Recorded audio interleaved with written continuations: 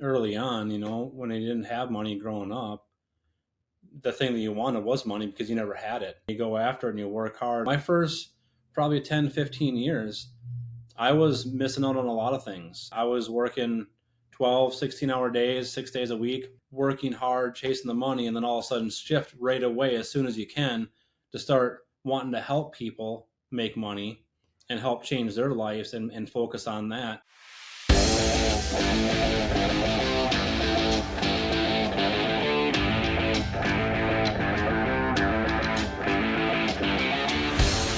All right, welcome everybody to another episode of High Stakes with Steve Rozenberg. Today I have a very special guest. Not only is this someone that I've been wanting to get to know over time, we met about a year ago or so, but this gentleman is actually coming to our conference, Mach 5, which will be October 1st through the 4th.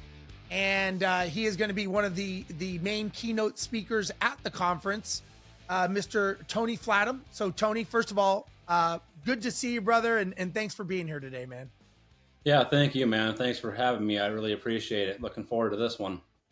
Yeah. So listen, when we're trying to design the speakers for this conference, a lot of people ask me, they said, Steve, like, what do you want out of out of Mach 5? And I said, I want to build a community.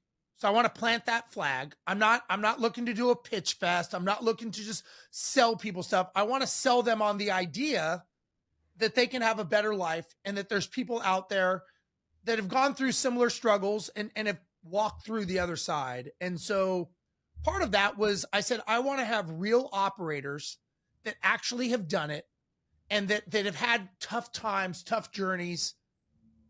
And despite that, or because of that, maybe they've actually come out the other side. And your name came up several times. I already knew you. To be honest, your name was popped up several times. Like, dude, you got to have Tony. Like Tony would be perfect. And I was like, that's great, because he was on my short list anyways. So I really appreciate you coming down and sharing your story. Not to spoil it for people coming to Mach 5, but do you mind just telling the audience a little bit about who you are, where you came from, and what you're doing now? Yeah, absolutely. So I've been in the roofing game for about 24 years. So I got into the roofing game back in '02 with a buddy that invited me in and said, "Hey, come check this stuff out," and wanted to make a change and didn't really know about the whole door knocking to production, and I was more of a production guy. Um, so first off, I made the move over to the production side and did that for a year and realized real quick that, hey, it was good, learned some stuff, but the money's on the sales side. Saw the guys come in making some money, so I made the jump over in 2003, had a really good year, worked for a few more years, and then went off and did my own thing in the roofing business. But yeah, I mean, I got in, been doing that for a long time, but then along the way, I've been just doing a lot of real estate investing as well, which is what I'm going to be kind of talking a little bit about at the event about knocking Nice. doors, owning doors, and giving people because everyone always wants to get in and make a lot of money and do this and do roofing, whatever it's going to be for their path for making money.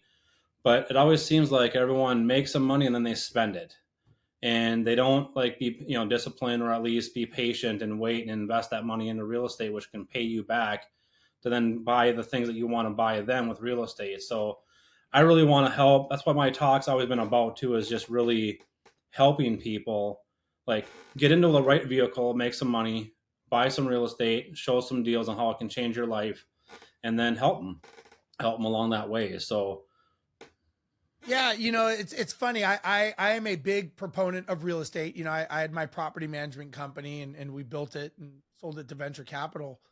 It's funny because I always tell people, and I didn't know that that's exactly what you're going to talk about. So this is great, because I always believe a business will make you rich. Real estate will make you generationally wealthy. You use the absolutely. business to produce the revenue to go buy the assets that will just keep paying you back and generation to come if you do it correctly. So I am a huge believer that you build it to last. And having a business is great, but a business is probably, let's face it, it's one CEO away from disaster for most people. even Right. big companies. I mean, look at Goldman Sachs during the 2008. I mean, there was many businesses that people made one bad decision after decision after decision, but one person made that. With real estate, it's not normally the case. Like real estate, you have to make a lot of bad decisions, and probably I've always learned in business and in life the two reasons people fail are laziness or greed. People are either lazy or they're greedy, and that is the precipitator Yeah. of why they start going downhill. But real estate, I always tell people, in my opinion, I don't know what you think, is it's four walls and a roof. That's all it is. It's the business running inside of that that will make or break your life. What kind of real estate do you invest in? So currently, I've been doing multifamily, office space, storage units. Dabbled a little bit in the senior living complexes. Yeah. Invested in one of those, and then fourplexes, eightplexes, just kind of all over the board. I mean, whatever's cash flowing, I'm always looking, having brokers pass me deals, and so whatever's making money, I can just park some money over there and have that just keep building on cash flow. And buy and hold is my biggest thing so far. Yeah, I completely agree with you. I speak at a lot of the real estate events and conferences, and a lot of people, they call themselves investors, but they're not really investing, they're hustling. They're doing this strategy or that strategy. It's like it's kind of a basic primal need. Put a roof over someone's head, do it long enough, they will pay for that asset over time. They will pay the debt down to zero. You will have an asset, you will be getting money. I mean, it's a pretty simple thing. Again, greediness is people want more money faster, and they start tweaking the system and doing all these things and short-term rentals. And I'm like, it's kind of a simple model. Just rent a property, put someone in it, and forget about it. And let time, the compound of time, money do with that. So I agree with you. Yeah, I think a lot of people just don't do it. They say they're going to do it, and then, oh, I'll do it next year. I'll do it next year. I see that all the time, and it's like, man, just start. Yeah. Once you start and you start seeing it, and even start small, like you don't have to start big and thinking, I got to go take down this big apartment building. I Yeah. mean, I started at duplexes. So it's like you get in and start small, and then you start seeing that small little drip, start seeing that little cash flow coming in, and then start buying some more. And it just starts to compound over the years. And like you said, the real estate will go up in value and they're paying the rents down. So you're winning in like so many areas. It's not only the cash flow, it's like you're getting the write offs, the depreciation, the appreciation. It's all going in your favor. So you just got to buy and hold. Yeah, I could not agree more, Tony. I agree emphatically that if you look at any, when I got furloughed from the airlines, and I didn't know what I was going to do back after 2001, when you started roofing, basically, I was trying to figure out my new identity of what I was going to do, and so I went to that building with books in it called the library, got a library card, and I started reading books on what do people do that are wealthy. And almost every book led me down the path of real estate at some level. At some level, people that are wealthy have owned real estate somewhere in their life. And I thought, well, I don't know anything about real estate, but I also know that a job is not always going to support me, because I very clearly learned that lesson. So I started reading about real estate, and I just started going down that rabbit hole. And that was, 20 something years ago. I started wholesaling and flipping and learning all these things, and I got mentors and coaches, and just kept, like you, apartment complexes, self-storage facilities, land development. It's just another vehicle. So I think that that's great that you are talking about that. I didn't realize that was where the conversation was going to go. So I'm really excited to hear your story, because there will be a lot of real estate people there as well that that are smart enough to use that business just as you have done as the real estate. Um, let me ask you this though, Tony, and you and I have met. We don't know each other too well yet. We will. Um, you're obviously very successful. You've had a successful business. You continue to invest in yourself. I see you speaking. I see you traveling. But if I were to ask you, who are you without the resume of the accolades? What would you say to that? Yeah, I mean, I have three young kids and married, been with my wife for 25 years. And so we are live in a small town in Stillwater, Minnesota. So we keep a pretty low profile. Actually, for the first 20 plus years of me grinding in this business and building businesses and doing all this in real estate, I was always the one that didn't want the spotlight on me. I was always like just in the back, having my business partners or my sales managers be the ones up in front of everyone speaking and being the hype person. And I was always the one that was like, hey, give me some guys, I'll go train them and show them what I'm doing, and trying to just help people change their life and doing that. So I never really wanted all of the hype. But then one of my mentors started saying, like, hey, man, you've done all this different stuff. Like, you've been through the up and downs, the partnerships, the hard times, and losing salespeople, losing managers, and then rebuilding and all these different things. So it's been a hell of a run of building businesses, but I just, I like to chill out, hang out with my family, go to all the sports, do that stuff, and also just go on the boat and make memories with the family. Early on, I was always grinding to where I never really did a whole lot of that. I was always working 12, 16-hour days, always working, trying to build something special. And then eventually it started to get into a point where it was self-running itself, to where I can kind of pull back a little bit and be more around and be for those sports and stuff for the kids. And and now they're at the best ages. I mean, they're playing sports. My daughter's gonna be Yeah. graduating high school next year.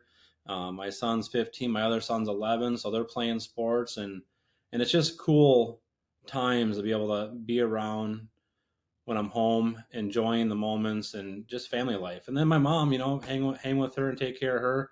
My dad passed away back in '04, so I had to, really make sure my mom was taken care of, and she works with us too. So Oh, she's still working with us and being around. So it's great to be able to have a company that I can see her every single day. yeah. You said something that really it resonates with me and hits home. I believe that at the end of the day, what you do, what I do, what everyone we see does out there, we're all classified as entrepreneurs, right? Even if you work for someone, you're an entrepreneur at heart. And I believe that we are all just trying to do the best we can as entrepreneurs to go build the life so that we can create memories with our families and loved ones. And so I believe that the mistake or the challenge that people make is they get caught up in what they do and who they are, and not the results of what that entrepreneur is supposed to give you. Like, you don't want to, I don't believe we're doing this to make money. Money is just a tool to trade for things. If this were back, if this was 200 years ago, we'd be trading, maybe rocks. That's it. It's the memories and the loved ones and the things that, I've never met anyone on their deathbed saying they wish they had more money. They're going to Right. say, I wish I had more time.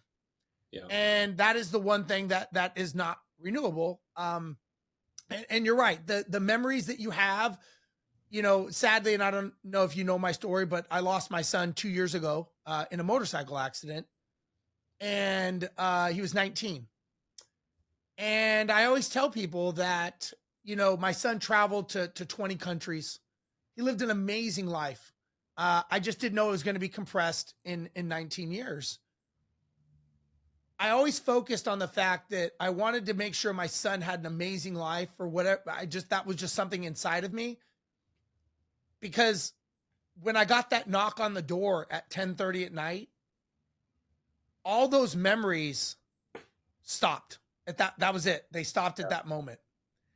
And I, my why moving forward is really helping entrepreneurs realize that you have a choice to make every day. And the choice is, do you want to be the person, the parent, the father, the husband, wife, whatever, that says, I'm glad I did while I had the time to do it? Or do you want to be the person that says, I wish I would have, and now it's too late?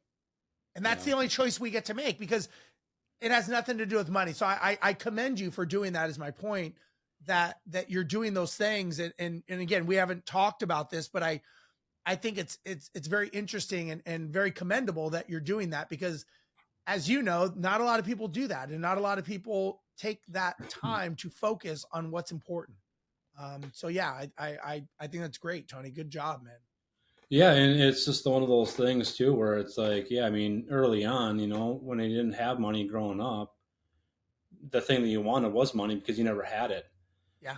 But then you start off that way and you go after it and you work hard and start making some money. And then luckily early on for me, I just started not wanting to spend it on things that I wanted or thought I wanted. And I want to at least make sure I can always hang on to it because I'm like, well, what happens next year if it's slow or if I don't have a good year, I don't want to blow all that money and not have it around. So if I can start working hard, chasing the money, and then all of a sudden shift right away as soon as you can to start wanting to help people make money and help change their lives and focus on that and also get the memories back because it's like I know my first probably 10, 15 years I was missing out on a lot of things. I mean, I was working 12, 16-hour days, 6 days a week, traveling around, hitting up different storms and working different markets and traveling. And friends and family were all like, hey, you work so much. You're never around. You're never around. And I'm like, hey, well, I'm trying to build something and I have to keep going. If things are good, I got to keep pushing to hopefully buy my time back at some point down the road. Yeah. And I didn't want to just spend money to blow it. I wanted to like work and then fell across a duplex and started learning the real estate game. I never had any mentors or coaches early on. I didn't have no idea. So kind of learned a lot of it myself Yeah. and then started to buy more properties and do that to be able to buy my time back. So it all kind of worked out great in a way for the family, for my kids, because they were young when I was traveling, running around. So they didn't really, notice or as much for me being gone. But now that they're a little bit older and they're running around doing things and making memories, and so I can at least buy back my time and work more part time. I always joke around and say like I'm working 7 to 5, 5 days a week, 50 hours a week is more part time for me. It feels like it's nothing Right. because of I've worked so many hours over my whole career, and but I'm home in those evenings now. I get to take my kids to football or baseball, or we can go and hang out with my daughter and do things. The only thing that I really like, same with you, man. Like my dad, he passed away, and one of those things where I was just starting in this business, getting going and getting some momentum, and didn't know when his last day was going to be. I mean, we were literally together that morning, hanging out, talking, loading the trailer or getting the trailer empty so I can go to Chicago to get my stuff to move back. And I got a call when I got down there that he passed out and had a heart attack Mm. and passed away. So it was like you sit there and just go like, dang it, I wish he was Yeah. around to see all of what I've done and what I'm building and who I'm helping. And people come and go in your life and go work with different companies, but when they're here, we take care of them as much as we can and change their lives, and then eventually they move on to do something different. But I want to just keep changing lives. Yeah. And I don't know your beliefs, but I firmly believe that my son is still around. That's it. It's just something that I believe strongly in, and my goal, maybe similar to yours, is I'm at a point in life that, that's the whole reason that I decided to create this conference. And what I do is, it's not about the money, obviously. I mean, you don't make money on conferences, number one, but number two, it's like, it's the one to many concept. How do I help more people at once? Because I've just seen so many people go through life, and, you talk about kids, kids spell love Time. They just want time. That's all they Right. want. They don't care how much money we make. They don't care about our accolades. They just want us to be present, and time of being with them, of us not having our phones, doing those kinds of things. I think that we owe it to our families and to our kids, and to me now, my goal is to help people see that, because sometimes you don't get a second chance. You don't get a second chance of with seeing your children go through their teenage years, of being able to say like, wow, my dad was there with me, because his business gives him that ability, and gives the lifestyle.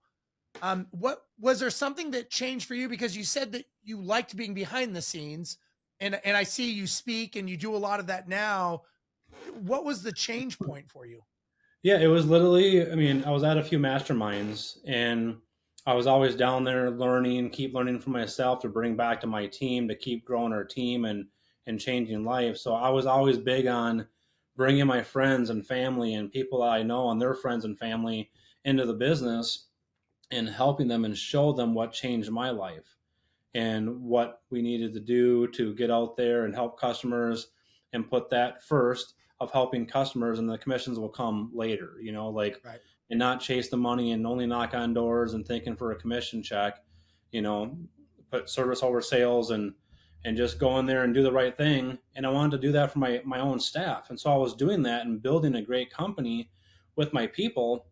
And then I was always going down to these events so I can always keep learning, so I can keep leveling up. Because if I stop learning and they don't feel value from me, it's like, well, then they're going to eventually outgrow and go somewhere else. And some people still do. Sure. But if I can keep learning and growing and to give back and help out whatever I'm learning and give it to my team. And then I was just, yeah, building some businesses over the years. Had a couple of partnerships that fell out, and then doing the real estate stuff. And one of my mentors and at the conference was like, dude, you got to share your story. Like, you got to get on stage and talk to people.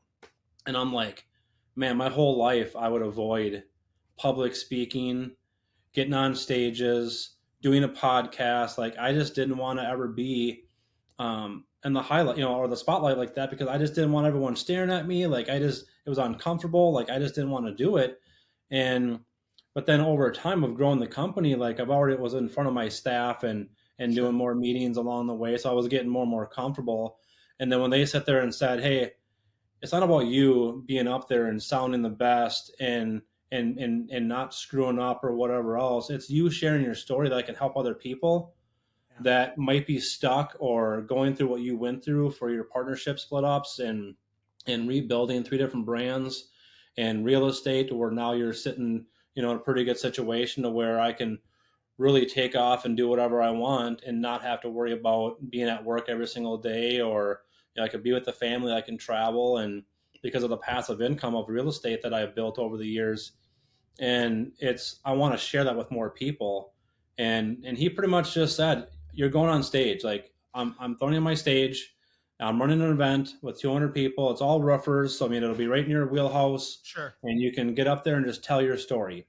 Yeah. So my first talk was just tell my story and my journey of where I started, where I came from, family living check to check and growing up and wanting a better life and wanting to take care of my mom and my dad and my future family. So with me getting up there and doing that, I just felt after I was done. I mean, I was nervous up to the whole entire point, and then I got out there, and then I was actually excited about it. I went through and talked about my whole story and got done, and then just all the love of everyone and supporting, Oh, that's of awesome. reaching out on Facebook or Instagram and telling me like, hey man, I really needed that, or this was really awesome, or this happened, or I went through something similar to this and I can relate to your story, or the real estate stuff, like, how does that work? I really want to change my life and not have to be on a hamster wheel working every single day trying to grind just to get ahead. I want to have money working for me instead of just always working for the money. And by getting those calls and those texts, I'm like, man, this is something that's like giving me like a second wind to my Yeah. career, to Yeah. where now it's not only me building my roofing business, but it's like helping people take that money and invest and just starting and just shifting your mindset to like, hey, just start here and showing a few different deals so they can at least see that it's doable and that it's possible of just taking those steps. And that somebody that came from barely graduating high school to didn't go to college and didn't have a degree and didn't have no coaches and mentors early on, if I can figure it out, I mean, anyone can figure it out. So I want to just keep growing and then reach back and pull the next person up and help them out as much as I can. That is awesome. And I think that I believe, in my opinion, that doing what you're doing, what I do, I think it's very selfless. Because I believe that, you know, I'm not going to say it's easy to build a business, because it's not easy, but there's a recipe to do that. But I believe a big variable in that recipe is human capital. There's relationships, and that is the one thing that could go different directions. And sometimes when we've been down this path, I just feel it's almost kind of our duty or obligation to help guide them. And you know, I remember when I had my property management company, we started asking our team, like, what are your plans? Like, what are you doing for your future? And a lot of them came to work for us because they wanted to learn how to invest in real estate. Yeah. They never said that. I mean, they had been with us for a couple of years. And I was like, at any point were you going to ask? And they were like, well, I just figured you would teach me. So we started showing them how to buy real estate. And we even did a thing where you could even go and buy a piece of real estate and we would help you buy it, walk you through it, run the numbers, have the company buy it and go in partnership so that everyone in the company could be a quote unquote real estate investor. But they have a safety net, because we had skin in the game. And we realized building a business is not just, X's and O's and profit and loss. There's human people. There's people in there. This is relationships. And if they believe in what you're doing because you believe in them, it just synergistically makes the yin and yang and the wheel go round, as opposed to always saying, this is what the company needs. This is what I need, me. And at some point, you've taken so many withdrawals out of their life. They're going, I got nothing left to give this guy. I'm moving on, as opposed to saying, hey, like, how could I help you? And I think that's great that you do that, man. Congratulations on having that mindset. I really impressed by that. Was there some kind of mental hangups, inhibitions that you had to let go of to level up as you grew your business? Because like you said, you didn't go to school for this. You didn't have a mentor. You probably had some limiting beliefs that you had to bump up against. What were there any that you could share? Yeah, absolutely. I mean, I didn't have a full blown leadership team for my first, 10 years. So it was mostly me bringing in friends and having sales managers and salespeople running around. And then I would backfill with our staff to build the jobs, production manager, and started to put people in place to delegate that stuff. But I was always the one that was like always making the call on everything, to where everything went to me for the decision. So and I just had to let go, and that's the biggest thing is making sure your processes are in place. And we're always making tweaks to our processes. They're never done, it seems like. I mean, we're always adding and making tweaks and trying to fix things. But as I started to go, we were stuck at 15 million for, probably 3 or 4 years, maybe even 5 years. Like we were always go up to 15 and then back down to 12, and then 15 and then back down to 10, or, up and down. And it's like, man, what am I missing here? Like, it's just, needed to figure out what I can get past that breaking point. And we went to a few conferences and learned, on the breaking points, and 15 million was one of those big breaking points of making sure you have certain processes in place that can be scalable, and building out teams instead of just having one sales manager managing 20, 30 people. It wasn't scalable. So we had a model that was just like hitting the ceiling and bouncing back down because we were stuck. And Right. until I could start really realizing and building out like Navy SEALs teams, or like teams of 8, teams of 10, like smaller teams, and having them doing the revenue and building it up. So now we could add another whole team into it and started growing, and then having the managers to manage it, to where I wasn't the only one making every decision, because I was a bottleneck at the top. And when I started to pass off certain responsibilities to people on my team and stepping back, and it was hard. It was one of those things where, I mean, a lot of people I talk to have a hard time letting go and trusting everyone to run their business. But when you do and you step back, sometimes those people that are running and managing certain departments might be a heck of a lot better than you on that certain item and this certain item. So I wasn't great at everything. And so you got to know what you suck at, and you got to know what you're great at, and stay in your wheelhouse, and just keep driving those, and having everyone else that's really great at those things come in and take that off your plate, and give them responsibility and trust them to run with it. And man, the thing will just take off and start growing. And Yeah. because now they're going to run with it, and they're going to put things in place that are going to be way more advanced, because it would take me say 4 hours to do this one process when someone else can knock it out in 40 minutes, because that's the wheelhouse. They're doing it every single day. I'm running over here doing a bunch of other things. So it's like you have to just pass those things off and trust them to do it, and then keep making those tweaks. But it's really getting out of your own way. and letting I've people always go. learned in coaching, entrepreneurs that like I've done, my high level coaching clients, I've realized that the biggest restrictor to a business's success boils down to the business owner psychology. That's kind of if we had I know there's exterior factors, but that's really what it boils down to. And when I coach people, a lot of people ask me, they're like, Steve, like, you're not just coaching me in business. And my answer is, it's never the business. You already know how to do the business. I'm getting you to have the mind frame and the mindset to get you to the next level, because there is a belief pattern. There is something that you have that is there's a variable that's, I don't want to say broken, but that is the limiting belief. And Yeah. we will always fall to our level of our standards. We will rise to our training.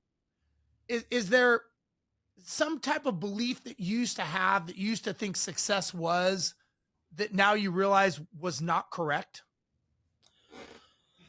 Um, well, I would always want to like just get to certain numbers, but then I started to realize like over time that just shooting for a certain number and going after it doesn't mean anything if you're not profitable.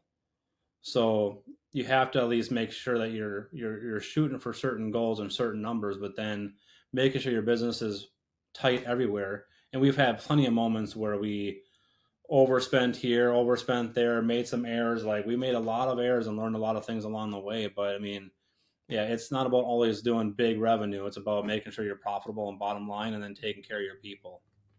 Yeah, I think business, like anything in life, is all about course corrections. I mean, when being an airline pilot, flying an airplane, 90% of the time that a plane is in the air going to a destination, 90% is course correcting. It's all we're doing the whole time. Is we got weather, we have wind, we have altitude. All we're doing is we're just, and it could be a 1 degree change, but it's never a set it and forget it. And I've taken that analogy to businesses, saying, listen, if you're telling me you're the same that you were last year, you are either way off course, or there is a problem that you are not noticing, and there may be a big mountain coming your way that you don't realize it. Right. And so I agree with you. It's who you were, I'm sure, as a $5 million company, probably had to change at 10. And as you said, when you got stuck at 15, you had to change some mechanics and probably change some mindsets, I would assume, to say, okay, am I a $20 million CEO? Am I the person? And everything has to change. And sometimes we have to look at systems and what systems are breaking. And the speed at which you grow is normally the speed at which systems will break. Um, so let me ask you this, Tony, where you are today as Tony Flattum today, how would you define freedom for you? And how would you define it for someone, the younger version of you coming up? Would you tell them to avoid the mistakes to get to the freedom you have today? Or would you say, hey man, you're gonna have to go through these? Yeah, I would say maybe minimize them a little bit. Like, don't take so many punches in the face, But I mean, having to go through those hard times definitely shaped me, Yeah. because I know those times when I was going through my partnership split up or a major, rebranding or whatnot. I mean, you always wonder and you always say, like, why is this happening to me when you're going through it? But then when you look back, it's like, that didn't happen to me, it happened for me. And you look back and you're like, hey, that had to happen to get to where I'm at now. And I was too nice and too giving and whatever else. And there's a point to where you want to keep giving and taking care of people, but you also have to have those, you know, limits, because people will take advantage of you. And I've learned that, to where I was always a giver and I was always just, doing everything for everybody else and put myself last, to where I can just have whatever's left over and make sure everyone else is having what they have, and pushing them and supporting them. And then eventually you just get taken advantage so much over the years, to where it's like you have to have, well, givers have to have limits because takers don't have any. And Oh, when I when okay. I've when I've when I've heard that, and I started to live off of that, to where it's like I want to give, and I still want to be the same person that I am, nice, genuine, wanting to help people and give them everything possible. But if they're looking for a handout, it's not going to get them anywhere. So you have to make sure that they're getting the right tools to set themselves up for financial freedom. And that's been biggest piece is like the roofing business has been great. It's what got me here, and but then the real estate is now I've taken that money from that and putting into the real estate to where now I have the financial freedom to where I can just do the things that I want to do and not feel like I'm always trapped and having to run and up and down on these years. It's like it's a lot easier to manage when you have another business that's just feeding you every single month on these passive incomes. So it changes your life when you go to work because you want to, not because you have to. Yeah. And it's been a game changer for me. So I want everyone to win, man. That's my biggest thing is I want everyone to win. I want to help people as much as I can and be around and show them like, hey, this is doesn't have to always be this hard or be this way. You can literally change your life in 5 years if you just put together a plan and be around the right people that are doing the things that you want to do and just follow what they've done and push yourself and get there. And don't be afraid to ask because most people that reach out to other people want to help you. Very And true. especially if they didn't come from a whole lot. Like even for me, like people call me all the time and they're like, "Hey man, can I get a half hour of your time or can I get this and get that?" It's like, "Come over." And I give them the full playbook and I just tell them everything and spend 2 hours with them. And they're just like, "Oh man, I can't believe that you're doing this and you're giving back and you answer your phone and you get back to me and you're doing this and you're not even charging me." I'm like, I mean, maybe at some point I might be a coach down the road. I'm not really sure what I want to do with that yet, Yeah. but I want everyone just to win. And I want to make Yeah. sure that they can have the tools and have somebody to lean on and say, hey, man, reach out. I'll help you. I'll try to give you some advice that I've been through. And I can't give you advice that I haven't been to that level yet, but all the levels that I've been to, I can help you and show you what I've done and help you get there hopefully faster and shrink that time gap instead of having to take 24 years of my journey. If you can do it in 10 years, man, let's do it. Let's get you there. Well, essentially, what I've learned with coaches when you hire a coach, what you're buying is the thousands of mistakes that people have made before you, so you don't make them because you're basically speeding up the process to success. It's Right. like you said, it could take you 24 years, or if you had a coach that walked you through it, maybe it would take you 5. But what wealthy people do, what successful people do, is they're using money as the tool to speed up time, to speed up the results and success. And, one of my mentors taught me, he said, Steve, in life, you're always going to be collecting bricks from people that you are with. And he says, it's called brick by brick. And he says, you take those bricks, and some people are a brick for a couple minutes, some people a couple years, some people are bricks for many, many years that are friends. He said, you use those bricks one of two ways. You either create a pedestal to rise up, or you create a wall to seal your fate. He said, you get to choose every day what you do with your bricks. Yeah. And I never forget that. I like that. Yeah.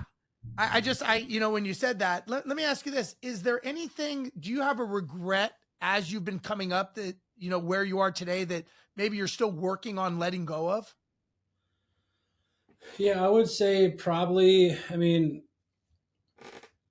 I would say maybe really going all in on like either the coaching thing or whatnot. People keep asking me to like do a brand, get out and coach or get out and do more speaking deals. And I'm like, well, yeah, I'm only gonna speak when I get asked to speak. Like I'm not really sure if I want to be advertising, running On around the and circuit?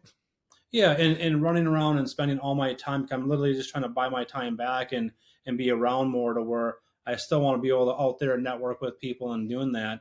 But I just keep thinking like, well, I have to figure it out because I keep getting asked to speak, and I'm thankful to come down to your event. Yeah. And I'm like, well, I got to figure out if I'm going to keep going down this path and keep speaking and keep going out there and keep doing that part, or if I'm going to do something like more just my real estate stuff and coaching that way and helping people. But I know that obviously getting my brand out there, my personal brand of being out there to do that, it's kind of a combination thing. So I just got to figure out if I want to go all in on that and make it like a yearly thing where I'm getting on more stages and doing more coaching. Listen, I think you are smart enough, and I think you are successful enough that when the time is right and the answer needs to be answered, I think you'll know the answer, and I think you're doing the right thing. You know, right now, if you asked me, I would say the most important thing is spending time with your family and creating those memories. There Right. may be a cycle where all of a sudden they go off to school, and you may be like, you know, tell your wife, hey, let's go travel and speak and go hang out and have a good time and check out, you know, Houston or North Carolina or Miami. And it's just it's a cycle of time. And when it's right, you won't even question it. That again, I'm Right. just giving you my perspective. I just think that it will evolve. And as it evolves right now, you like you said, like I sought you out and asked if you would come speak. And you know, you see where that goes. I'm sure you're going to meet all the other speakers there, Yeah. which is going to be a great lineup. You may say, I like these guys, or I don't want to have anything to do with these other guys because I don't like the lifestyle they have. It just I think the answer though will come to you when you're ready. That's just, you know, my opinion. Right. And I do, like I mentioned before, I mean, I do like speaking and I really enjoy it. It's just so new to me still to where I'm Yeah. like just starting to get out there and I want to just make sure I always deliver. And I think that's Yep. kind of the thing that I kind of get a little fear still to where it's like I want to speak and do this, but I'm not conditioned enough or at least really dialed in on speaking so I can make sure that everything that's in my head can come out the right way so everyone can hear it and Sure. know because I have so much information on the roofing side to the real estate side, and then getting on stage. I mean, yeah, you can get up there and talk and go through, and but you always miss so many things that you're like, oh, I wish I would have said that, or I wish I said that, and you just miss so many things where it's like I want to just overly deliver for all my people that I can help and give back to, and I don't want to disappoint anybody, you know, but. I know it's not. I know it's all in your head. You can't think that way. You just got to get up there and be yourself and be humble and not be cocky and just have fun and just give back. And that's what I'm leading and doing. And I'm not trying to like say, hey, me, I've done this because that's why I never want to be on anyways a Sure. stage because I want to be like I'm bragging. I No. want to just be able to share what I've done and worked so hard to do and grinded.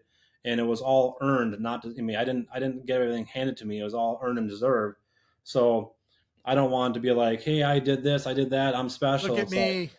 yeah, Yeah. I just want to help people and know that there's a better way to live your life and do things to where you don't have to be struggling. Because I mean, I hear it all the time. People are prices are going up on this, prices are going up on that, and they can barely pay their bills or they're struggling, and that just breaks my heart, man. Yeah. Like, I don't want people to have to struggle like that. It's like I want everyone to be able to be in a good situation, but you have to take that jump. You have to do things that are against the grain. Like I didn't want to go knock on doors when I first heard about knocking on doors. I'm like, man, I don't want to do this. But I'm like, if they're making money doing that, then I'm going to go do it because where else am I going to go and make the kind of money that they're making? I mean, I don't have no college degree. I don't have, a path and somebody's showing me like, here's the roadmap to success. And I saw that door and I'm like, well, I'm going to go knock on doors. I'm going to go against Yeah. the grain. I'm going to do this and go all in and got really good at it. And it changed my life. And one thing led to another. I just kept doing the things that no one else wanted to do and kept working hard and going against the grain and everyone's like, hey, come hang out, hey, come do this, don't do that, come here, don't travel down there, don't work down there, come hang out. It's like I'll catch you on the next one, man. i'm Stay i'm going, focused. I'm Stay gonna go work focused. and I'll hit you when I get back. But yeah, it's just going all in, man, and helping people change their lives, and that's what I want to do. I want to help people any way I can. Well, dude, I love it, man. I am super excited for you to come down and you know, like I told you, as many days as you want to come hang out, you're more than welcome. You know, Mach 5 is, I believe, is going to change a lot of people. I truly believe that this is the start of something where it's just about giving back. I told you some of the speakers. Lee Labrada has $100 million nutrition company, almost went bankrupt twice. You know, he tells his story. You know, we got Eli Wild, Tony Robbins' number one closer. Talks about why people buy, what triggers there are. Jason Cisneros, my old business partner who owns a virtual assistant placement company. I mean, it's just we're just stacking the deck. And you know, Tony, once again, man, thank you so much for being on today. For willing to give me most precious asset, which is your time. So thank you for that. And coming down to Mach 5, and again, just I appreciate it. It's very refreshing, we'll say, to talk to people like you that are just givers. And I think you and I are going to do a lot of good things together, and I look forward to it. And so, thank you for your time today. Yeah, absolutely, man. Thank you for the invite. I'm really looking forward to getting down there too, and hanging with you guys and seeing the other speakers and getting inspired, and then hopefully giving back to the audience and hopefully get one or two of them that I can change their life and have some fun doing it. So I'm just so thankful that you invited me down there, and I'm looking forward to it. So thank you. Thank you. Thank you, my friend. All right. Well, that concludes another episode of High Stakes with Steve Rozenberg. Again, for on behalf of Tony Flattum, myself, for those of you who want to know about Mach 5, it's website Mach5, MACH5 conference.com. You'll see the lineup of the speakers. This is, I know tickets are selling pretty fast. I know VIP Elite is already about sold out. Probably by the time this comes out, it will be sold out. But again, just take a look at it. If you want to change your life and you want to be around people like Tony, myself, other operators that are just trying to do good, come on down. We'd love to meet you, love to talk to you. And on behalf of Tony and myself, thank you guys for being on High Stakes with Steve Rozenberg, and I will catch you guys next episode.